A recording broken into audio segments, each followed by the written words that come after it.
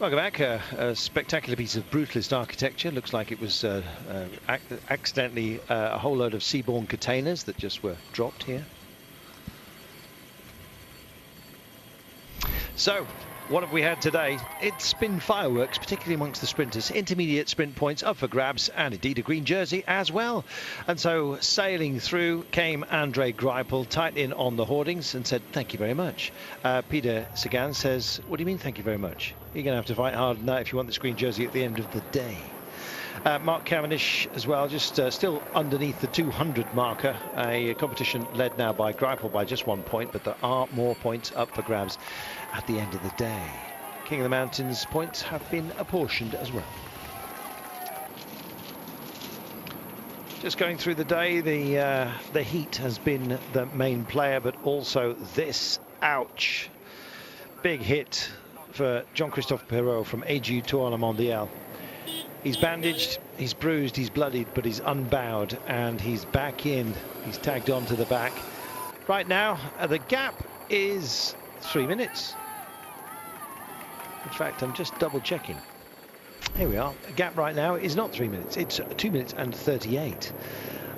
Hence my surprise. Tinkoff Saxo still pushing on. This is for Sagan. Sagan is up for it. He's livid. He's going to carry his adrenaline and maybe use it effectively. You can see dead centre of the road there. We have Movistar. And what is nice to see as well is Orica Greenedge getting busy.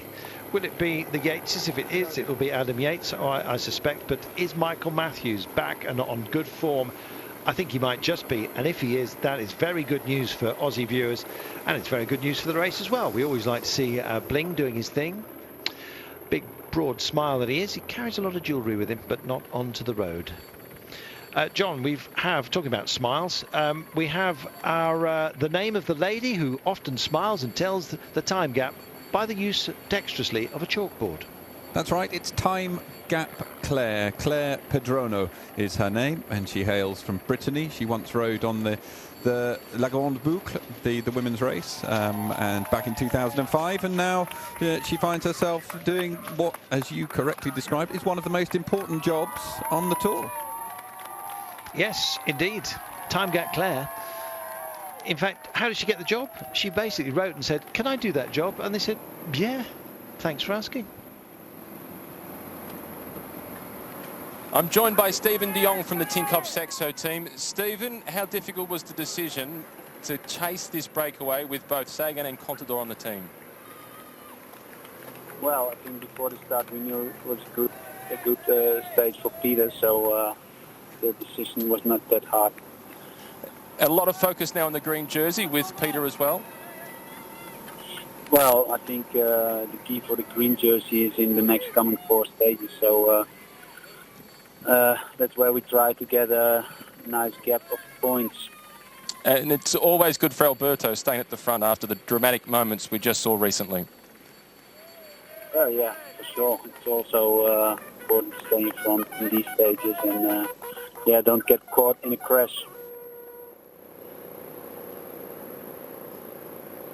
There we are. Well, wise words, don't get yourself caught in a crash, but will these guys get caught? That's the question. With 33.7 to go, they've still got 2.5 minutes, Sean. When's 2.5 minutes going to be enough? Well, they need to get to the 20 kilometres mark with at least 2.5 minutes. If it comes down from that, well, then I think it's going to be a very, very difficult one for them. We can see here the peloton, there's a lot of movement in the peloton still. Tinkoff Saxo pushing on here, and I'm afraid for the breakaway with 33 kilometres with the run-in we have here, a very difficult one. Warm conditions as well. It will be natural that the 6 riders up front are going to get tired. Even though there's a lot of very strong riders here in the breakaway, real powerful ones, they're still going to start, I think, seeing the weaker ones here. Some of them start getting into difficulty when they really start to go at 100%. We're hearing that you're not hearing us very well at home, and we apologise for that. Apparently, it is to do with the heat that is rising here, and it's causing all kinds of problems with the microwave link. Are you hearing us okay, John, yourself, as you're back in Paris, as we're beaming to you first? I am hearing you loud and clear. Very, very clear line to me. All right, well, it may well be just our link with production. And those of you at home, if somebody wouldn't mind tweeting me and just saying loud and clear or Dalek or whatever it is that you're hearing, then we'll hear it, we'll get it firsthand. Here we are. The aforementioned Lamprey Merida. Is it possibly going to be the day when the pip squeaks? That's Pippo Pozzato. I put too many P's in there. Nice to see Orica Greenedge as well, Sean, joining the fun. That suggests that Matthews may well be up for it. Yes, well, it's the first time we've seen Orica just coming to the front here, but it tells us that they have interest as well. And when you look at Orica Greenedge, the team, hugely unlucky in this tour, losing Simon Gerrans in the stage 3. Albacini also, who's a rider for this sort of finish, he went out on stage 5. Then Dal Limpy, of course, also out of the race. So there's 3 riders down, and that is going to make it difficult. But it's good to see. It just tells us that Michael Matthews is feeling better, and after what he's been through, because he's had some horrible days after the crash there, he's suffered and battled through. And if he can just have a go for this stage, well, it will be good for today and for the days to come. You can see the grimaces, and they're starting to look a little bit jaded, the guys who are in the break. I'm not surprised. It's been a long day in the heat, Sean. All credit to them, even if they do get caught. Yes, well, I think to get into the break today wasn't too difficult. A lot of riders not really trying, because they were always talking about this, a transition stage, a stage for the sprinters, and I think a lot of the riders were saying, well, go into the break today, a huge effort, and then the sprinters teams are going to control you out there all day, and you're going to pay for that in the days to come. But chapeau, they went out there, the 6 riders, and they have given it a good run. Maybe now they can turn it on at 20 kilometers to go and try and hold on, but again, 2:10 is just dropping off all the time. It is, inexorably it seems. Thanks to everyone who's told us that you're hearing us loud and clear. Lovely Debbie Hill, friend of this program, friend of this channel, down in Oz, says that everything is okay, and everything far from okay with Andre Greipel. Yes, it looks like that he is in difficulty, or is he just going back to the car? Doesn't look like that. I think we've seen it already in the previous climb where he was in difficulty, and again here starting to suffer. And the Pyrenees stages for a sprinter, when you have to do 3 big days in the Pyrenees and you come out of it and you have a day like today, a lumpy stage, Greipel is starting to suffer here. Multiple wear of the green jersey during this Tour de France, and 2 stage wins for Andre Greipel. I think even if it stopped now, that would be as a majorly successful Tour de France. He, of course, now is hungry for more and would like to, of course, take on the Champs-Élysées and maybe win what is regarded widely, globally, as the Sprinters World Championship, albeit, of course, the last stage of the Tour de France. 31.9 kilometres to go, 2 minutes and 7. Just starting to look like they're labouring ever so slightly, and Pierre-Luc Perichon of Breton Sèche and Virmental at the back here is not looking overly delighted with life. Nathan Haas out of the saddle, bouncing for Cannondale Garmin. There's the local man from Francis Desjeux, just behind Thomas de Gent in the red, who's been quite busy taking intermediate sprints and the biggest climb of the day.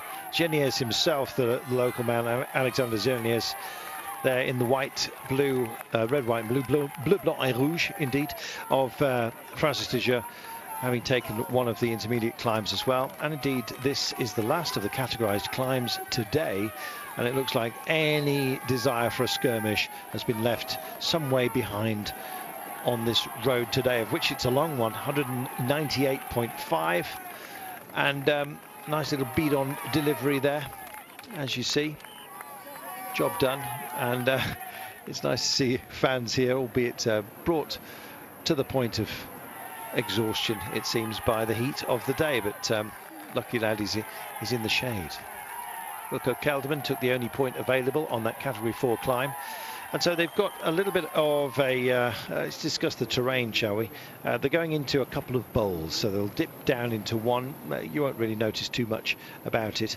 As Christophe Riblon going backwards.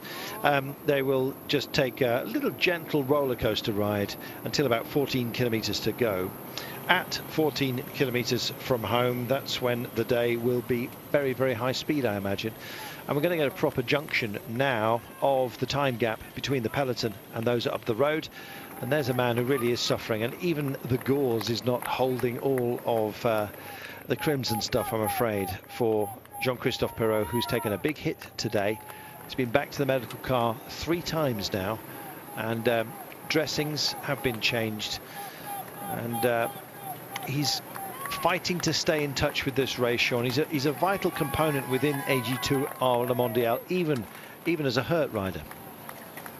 Well, you would expect him to be, but in this tour he hasn't been a great advantage to the team. I don't think he hasn't been doing much at the beginning of this tour. He was the man finishing second last year on the podium to Nibali. There was big hope from that he would do another place in general classification. I was always concerned to repeat a podium place would be difficult, but I did think, a top 10, but he is a long ways off that form, as there's many other riders, and he's just back in the bunch, and that is something he needed to do, because he was, a minute and 40 or something down there after his crash, to get back in the peloton here and stay in for as long as possible, and possibly in the end he will go out with some riders that will be dropping off, but he saved the day. Get through and see what the results show up, what the exams show up if his wounds, but another day through, and that's what the riders are doing who are really suffering, just tick off the days as they go. Welcome back. Andrew Court says loud and clear in Hong Kong. We've got people in Brunei, the United States. We're going global. Been a few complaints as well. Cliff Davies thinks we're speaking too much French. We're in France, Cliff. So just calm. 27 kilometres to go. I don't know. People want it all here. Some of you like a bit more French. A bit more pace, perhaps? Well, have some then. And here come Katusha. This is for Christophe, I'll be bound. And he's got a great chance today. Out front, it is Orica Greenedge, as you can see, on the nose of the chasing pack. Minute and 50. And the break's starting to look doomed, Sean. Yes, it's not looking good. 150 at the moment, and coming down all the time. And as we can see there, the 6th breakaway, they start to be suffering the pulling faces a bit, and it's not surprising. And the peloton, just more teams starting to appear on the front of affairs, and that's not looking good for our break of the day. No, it's not. We'll see how they go. Genius is still up there, and here he is on the nose. Is he going to be minded to skip off? We'll see. For the time being, it must be tiring for them, especially at the temperature that we've had. Even though the man from France just wipes his nose at the moment, almost, you can see almost, well, very nervous, I imagine, on this approach. He's 26.1 kilometres from going home, essentially, and the gap is at 1 minute and 43. I just think that that breakaway might well actually reduce before it's finally caught, which looks inevitable at the moment, especially the amount of firepower that is on the chase down. And Pippo, but Zato is at least showing his hand. I wonder if he'll show his nose at the line. We'll see. He's in there. He's about 20th down at the moment, but it's in a pretty good position, not that far from Alejandro Valverde, who's a proper wheel to follow on a day like this. 25.7 kilometres then. Not a great time to have any kind of issue, and the hand goes up, Sean, which always spells danger. It's Andrew Talansky who's asking for something. Well, it's probably for the team car. Again, just stock up on fresh bottles with 25k to go. We're coming to that 20k for the finish, where it normally stops again. They might, leave it go on a bit further today with the warm conditions. They have done that in this tour already. In the beginning of stages where normally it's 50, they have reduced it on a number of days. After 30 kilometres, you can start taking bottles from the car. But to be sure, the riders, they're just going back and stock up before it's too late. Nice bottle of Saint-Julien. Nothing to do with that church, I believe, bound, John. It's nothing to do with that church, you're quite right. This church is from 1471, and the belfry was built onto the church back then, and it's been added to over the years, and was part of the bishopric of Rodez for many years. It has a beautiful stained glass window, which unfortunately we couldn't see there, which has a symbol of the 12 tribes of Israel in it. Well, all 12? All 12. Big window. Maybe there were little tribes. Here we are then.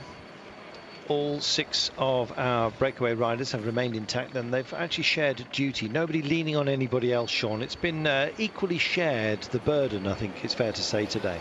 Yes, well, they have been working extremely well together. All 6 are, working good, and that always helps, because if you have one guy who starts to get weak, he wants to stay on the rear, try and hang on as long as possible, and that upsets the rest. Everybody gets nervous with that, because you never know, is he just playing the bluff and waiting for the end to see can he go on an attack. So the longer the 6 can work together, but again, when they have to start upping it, and Thomas Gent, I think, is the one who will start pushing on a bit, but 1:33 at the moment, still with 24 k's to go. It's just going one way at the moment. That's down the way with the time advantage. South African champion just at the back, Jacques Janssen van Rensburg. They do have an option, MTN Quebec, and we had the lovely Douglas Ryder, team principal of MTN, in the commentary position earlier on. Getting ready to celebrate Mandela Day tomorrow, so they'll certainly be up for it tomorrow. They were up for it yesterday, of course, with Louis Mainkeys. Finished top 5, which is a fantastic result for them. In fact, Serge Powers the previous day finished 4th. So they're there or thereabouts. Will it be Eddie Boss today, Edvald Bosenhagen? Not quite sure. I don't think Eddie is overly fond of hot temperatures. I guess we'll see. Right now, here we go. This is a first hit out from the breakaway, thinking it is just getting too close, and it's a brave move, Sean. Well, I don't know if we call it brave. To go at this time, it's going to really, the chances for everybody here on the 6-man breakaway, it's not the time to do it when it's coming down like that. You just keep on working, and if you're feeling good, you just keep on contributing maybe a little bit extra at times, try and get closer to the finish and then have a go. But with this distance, to slip off on your own, it's not going to happen for Nathan Haas. There we are. The Aussie's decided that he doesn't want to share this with any other Aussie, and there's a great possibility, of course, that Michael Matthews, Bling himself, is behind, and maybe that's extra added incentive. Who knows? The gap was coming down rather quickly, and he's just gone off here. Can he possibly hold on to this pace? It will be a long-range piece of glory if he manages to do it. Did take the Tour of Britain 3 years ago, we remind you, and can he just add to his impressive palmares again today? We'll see. 23.1 kilometers to go. It's a massively tall order, especially with a charging pack.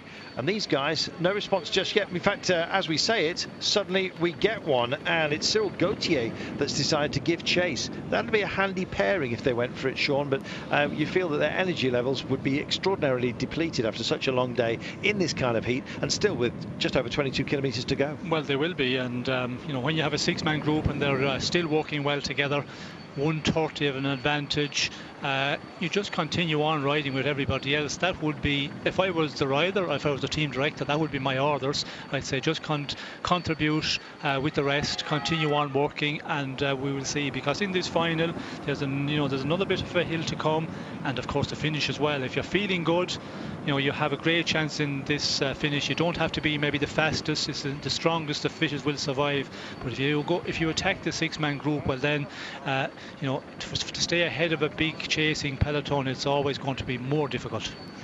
Well, the winking wheat field bidding us farewell right now, and these guys, well, they're burying themselves. Look at Sagan. A few moments ago he tore off a gel wrapper or whatever it was he was feeding himself, and he did it in such an aggressive fashion. It was just like he wanted those calories to bang in, and the attempt to bridge from the breakaway by Gauthier was very quickly nullified because of the pace that was picked up by the fellow breakaway riders. But it looks like the cadence that Nathan Haas is putting into the road right now, well, it's certainly impressive, but is it wise? Very impressive, and he is going at a real fast rate, because we can see the other 5 are chasing at a very strong rate as well.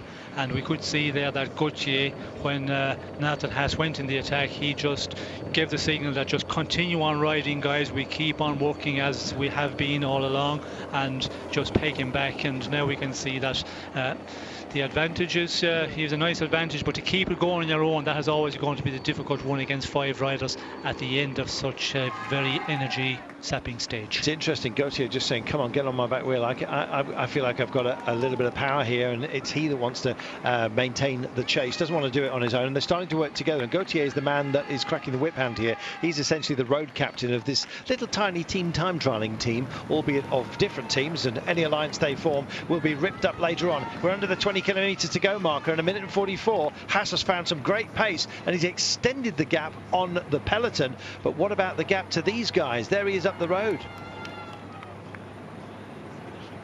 They're working well, Sean, and in fact they're bridging over, and what it's meant is that we've suddenly had an injection of pace and a revitalised breakaway. Yes, and we can see here that Nathan Haas is extremely strong for the moment. Can he keep that going for the next 19 kilometres and hold off the 5 chasers and hold off the main peloton as well? It's looking a little bit better for the peloton. 1:44 as we go inside the 20 kilometres to go. That is that's a good advantage. And if you work out the calculation, which we do, a minute per 10 kilometres, it's within that. Although this final is probably a one where you need a bit more, but we'll have to wait and see. Now the next 2-3 kilometres are going to be important for the 5 chasers. Will they be able to put him back, or will he hold them off on his own? Well, they can't shirk their responsibility, and it looks like he's knocked it back just a little bit. I think his own team, you could see him looking across the cut of the road, Sean. It does curve around the road. It does swerve around the bottom of this little basin that we're in at the moment, and so he had a good look back over his shoulder. He saw the pursuers, and I think he possibly knows the game is up, but it's been effective because now he can rest up and maybe go again. He's injected pace into this group. Maybe they've got a bit more belief as well. 1 minute and 46. The gap has just extended a little bit again back to the yellow jersey. Well, I don't think he's going to be too popular with the other 5. Nope. Attacking like this so far out, when the advantage that they have is going to be a difficult one to hold off. If you have 8 or 9 minutes here, well then it's open for all. You can go on the attack, but the understanding between the 6 riders, they would be talking together. Okay, we'll keep on working together, and we'll see what the advantage is with inside the 10 kilometers to go.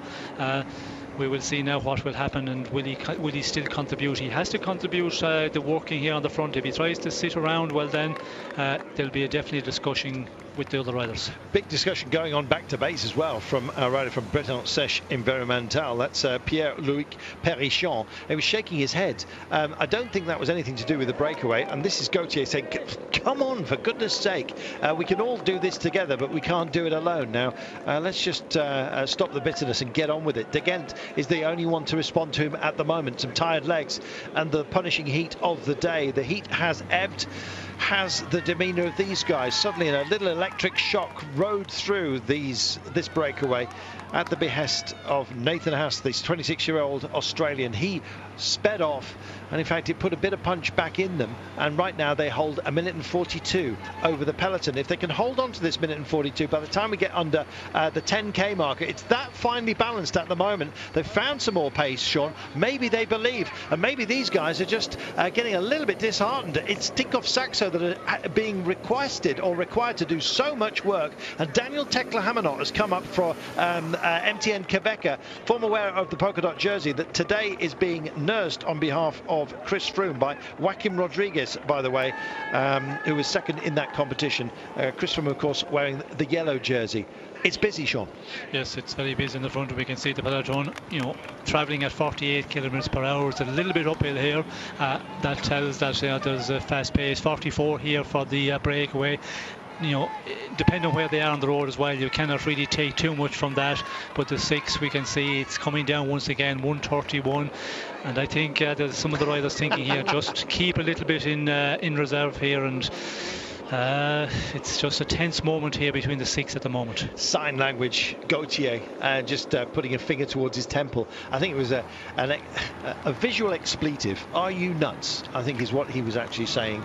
And of course, the target for his ire was Nathan Haas. Nathan Haas wearing number 163, nearest to us. In fact, he's at the back of this group, a group that he put a bit of pace back into. At least he did that for us sitting here at home. The rest of the breakaway group didn't like it. 16.7 kilometres to go. Minute and a half. When's that going to be enough, Sean? Well, they have to have the minute and a half at 10 kilometres to go to have a chance holding on. We can see the peloton is just starting to up the pace, and if they can hold that 1:30 at 10 kilometres to go, well then they could put up a good battle to go all the way. Let's see if they do it. Let's talk about the terrain that we're dealing with right now, Sean. In 2.3 kilometres time, they start a climb, a proper one. They're dealing with one at the moment, but it really will kick up.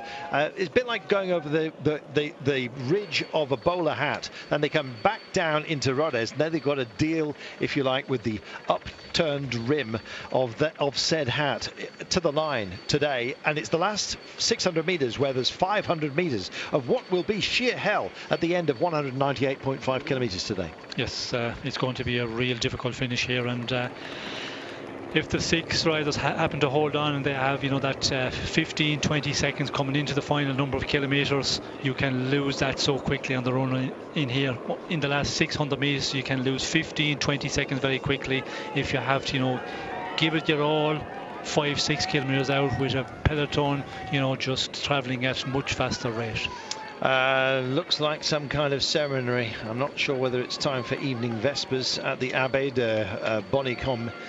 And in fact, these guys out here, I don't know, maybe a prayer, a wing and a prayer perhaps. We'll see. Minute and 23 is what they've got with 15.5 to go, and it just doesn't look like it's going to be enough. They're still fighting to cool themselves down, courtesy of the extra effort that's been demanded of them, and part of that is down to that man who's just sailing by right now, Nathan Haas, the Australian, who I think did everyone a favour today. He's kept this alive a bit longer, but the breakaway, his co-companions didn't like it. There's Tekla Hamanot, who's did a great job, of course, for MTM to wear the polka dot jersey with such honour. He is guiding in at the moment what looks like Tyler Farrar, and ultimately, I suspect, Norwegian champion Edvald Bosen Hagen. Could be a great day for MTN Quebec, but then again, likewise for plenty of others. This man has had a very, very rough day, but he's holding on. How brave is that? I think you're looking at our Combativity Award winner by the end of today as an absolute certainty. 15 kilometres to go. Under the banner they go. Well, there's green jersey points up for grabs as well, and how crucial is that going to be? First 15 finishers across the line will get points today.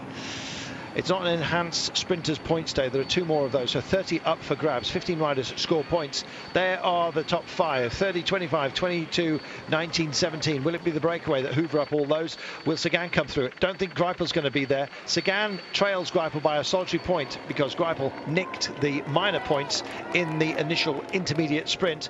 Sagan didn't like it, told him so, and in fact told his team to get up here because he quite fancies it today. Trouble is, so do plenty of others. Christoph of Team Katusha is in the mix, as you saw, just sailing by Tinkoff Saxo. It's busier, far busier at the front, and it's like cracking a whip hand over these guys. And one man who has really shown some scars today is Jean-Christophe Perrault for AG Tour Le Mondial. We wish him the best, and indeed hope that his medical injuries aren't as serious as I suspected they were on his elbow, but he's still racing on. What a Trojan he is. Likewise, performance from the 6 men who are in the breakaway are 1 minute and 9, and the pace does not look overly focused, but it is. And look at these guys, they're wrestling with it, and bye-bye it is for British Environmental's Perichon. Just can't keep up. 6 become 5, Sean. It's a battle of attrition. Yes, and we can see it's Thomas de Gento is pushing on up front. As we mentioned, when he gets into a breakaway, he just can be so powerful in the end and go on, and he's the one who will split the group here. He is the one that's going to split the group, and I'm afraid that Geniez doesn't look like it's going to be a pleasant homecoming for him. He might relay back on in a moment. 14.1 kilometres to go, 1 minute and 8, and the attacks roll on, and it's that man again. Nathan Haas has decided he's going to go, and he's being joined here. Kelderman of Team Lotto Jumbo in the yellow goes with it as well, and there goes goes Gautier. I beg your pardon, it's Gautier that shoots off as well. He was the one that was exclaiming, if you like, to Haas, and in fact it's Haas that's been beaten up here. Yes, well, I think he's paying for his efforts a bit early because he did put in a big attack, and we can see Kelderman now with Gauthier following. Thomas de Gent, he will get back in. He will just keep on working at his pace. He's able to do that. He hasn't that extra explosive effort, but just powerfully can power along for a long time. And in a breakaway, we could see that he was the one in the earlier part of this little bit of an incline who caused the problems for the breakaway. Cyril Gauthier hoping to do it for Europcar, a team that will be without a principal sponsor at the end of the season, unless they find one before then. There's the polka dot jersey on the back of Joaquim Rodriguez, who's been nursed home. I'm not surprised after his victory yesterday. He clearly left something on the mountain. I'm afraid it's not his kind of terrain today. It is about the punchers. Somebody's going to get beaten up. We'll find out who it is. Will Sagan be back in the green jersey? Certainly looks that way, because Greipel, who leads the competition right now by one solitary point after the intermediate sprint, has been distanced. So the 6 become 3, and it's Kelderman here. It is Gauthier, and it is ominously Thomas de Gent, who has got a significant victory, Grand Tour victory, of course, up the Stelvio in 2012 in the Giro d'Italia. So inclines aren't a problem for Thomas de Gent. Cyril Gauthier and Wilco Kelderman out of that trio. If they were to come to the line, it was between those 3. Who would be your choice, Sean? Well, Kelderman looks very comfortable there. He seems to be the one who was riding there on the front with Gauthier on tow. Thomas de Gent just claws his way back, as he can do so well. I think Gauthier could be the better one, a more puncher, but again, Kelderman looks a little bit too strong for the other 3 for me. There we go, just picks it up, and in fact he's eyeing them, and I think they realise that actually he's the man that they don't want to nurse home. It's a difficult conundrum, Sean, how much effort to put in, especially if there's a rider that you fear here. Yes, well, I think you have to keep on contributing. If one tries to get carried along, well then they'll just start getting unorganised, and that will allow some of the other riders to get back in once again. We can see Gauthier, he is trying to just miss some turns on the front. Is it just thinking spare a little bit to finish, spare as much as I can? He is a good finisher for this sort of finish, but Kelderman looks impressive, but with 12.5 things can change. Drifts over. Kelderman, the 24-year-old, 4th on the Dauphiné last year. It was a great year for him. 7th in the Giro as well, we remind you, and he is here in the yellow and black. In the green is Cyril Gauthier, the 27-year-old Frenchman. He's putting all kinds of faces. I wonder if they have a special little seminar led by Tommy Vogler, his teammate, from the bad clown lexicon of faces. Who knows? Gauthier may well pull a few more before we get to the end today. Somebody's going to be smiling, though. Might be Thomas de Gent. King of the Mountains in the Paris-Nice, the 28-year-old Belgian. He can play when the road is an incline. They've got one right now. They're going to come over the peak of this, then it's downhill into Rodez. It's quite a technical course, and I'm beginning to believe, Sean, it's a minute and 2. They've got minute and 3 just extending ever so slightly with 12.1 to go. It's a feisty trio, and I think that all of these 3 possibly have something left in the tank. Well, I think they're the strongest of the breakaway. Kelderman looks to be that little bit stronger. We can see Thomas again still riding, and the rest I think is going to be difficult for him.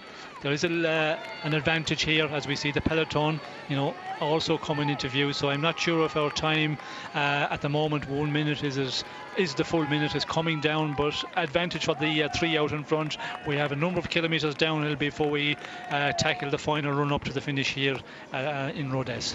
Well, I'm just wondering whether Kelderman and de Gent have done a oimidach, and they're just going to form this partnership, and I'm afraid get the better of Cyril Gauthier. He looks to be the one that's struggling at the moment, but you never know how much Kidoli is going on here. It's hard to read it, but 58 seconds it is. It's because we're on this incline, Sean, the camera foreshortens the long road section.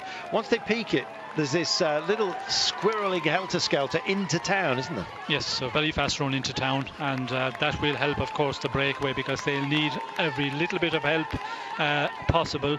It is coming down, and I'm afraid, you know, with 11 kilometres to go, under the minute at the moment, that is going to be a difficult one unless they can really pull well together out front. But we see Gauthier, he's starting to miss his turn on the front, and that's not going to help, because the other two, they're not going to commit at 100% with a rider on tow. Chenier is just backing into the peloton right